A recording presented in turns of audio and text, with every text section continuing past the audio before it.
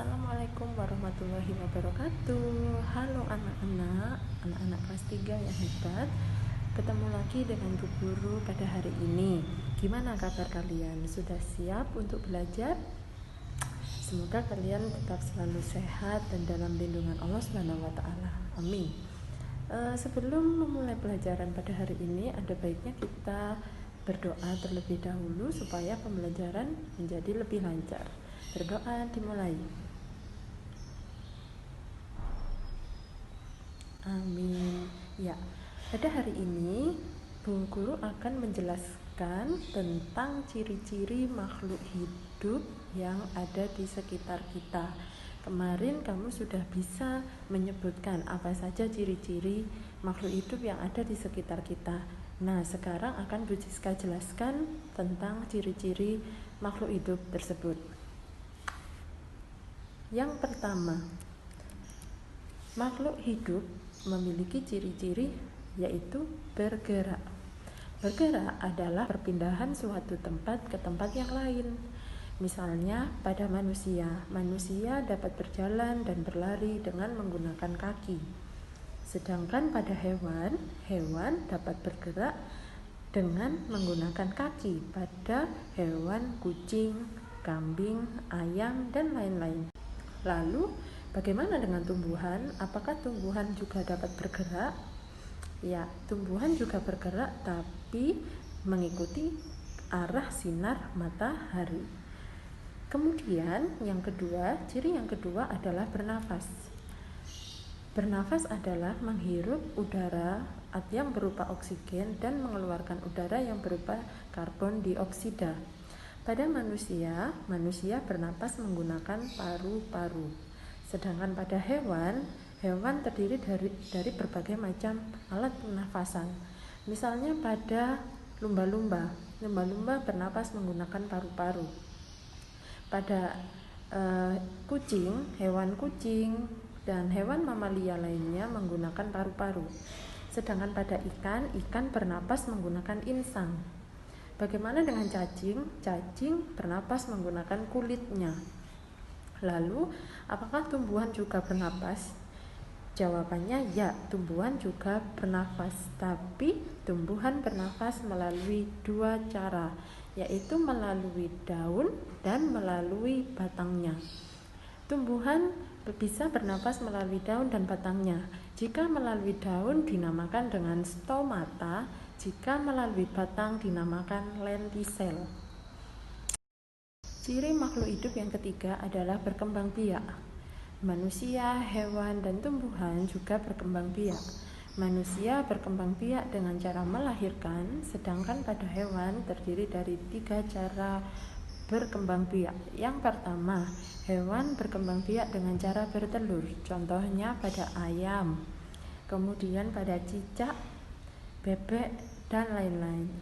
Kemudian hewan juga berkembang biak dengan melahirkan, contohnya pada kucing, kambing, sapi, dan lain-lain.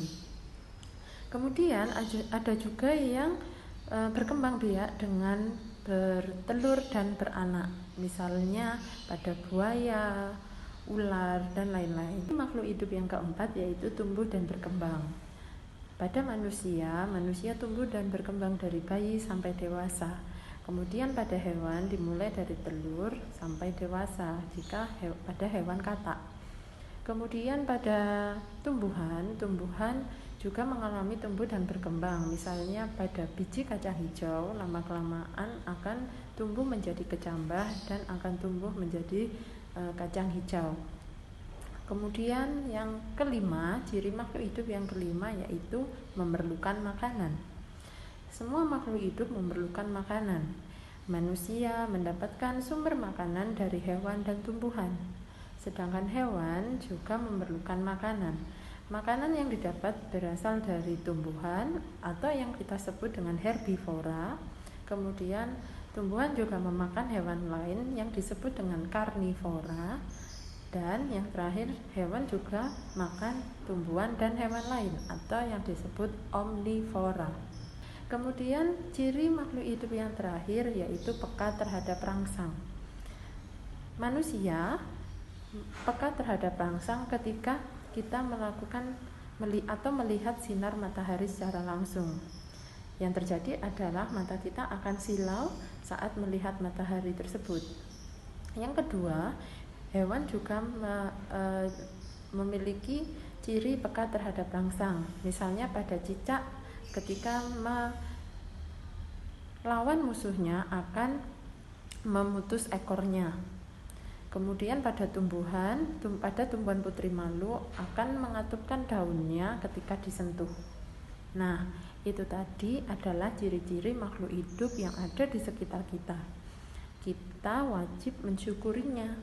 Kita wajib mensyukuri atas apa yang telah diberikan oleh Allah Subhanahu wa Ta'ala. Kita wajib mensyukuri atas keberagaman makhluk hidup di sekitar kita. Mensyukuri nikmat Tuhan yang Maha Esa merupakan pengamalan sila Pancasila. Pancasila keberapa ya? Ya, Pancasila sila ke-1, sila pertama. Bagaimana bunyi sila pertama Pancasila? Pasti sudah tahu semua kan? Sila pertama Pancasila yaitu ketuhanan yang Maha Esa. Apa simbolnya?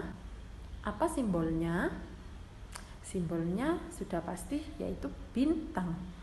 Ya, mensyukuri nikmat Tuhan yang Maha Esa merupakan pengamalan sila ke-1 atau sila pertama pada Pancasila. Lalu bagaimana ya cara kita mensyukuri atas segala nikmat keberagaman yang diberikan oleh Tuhan yang Maha Esa?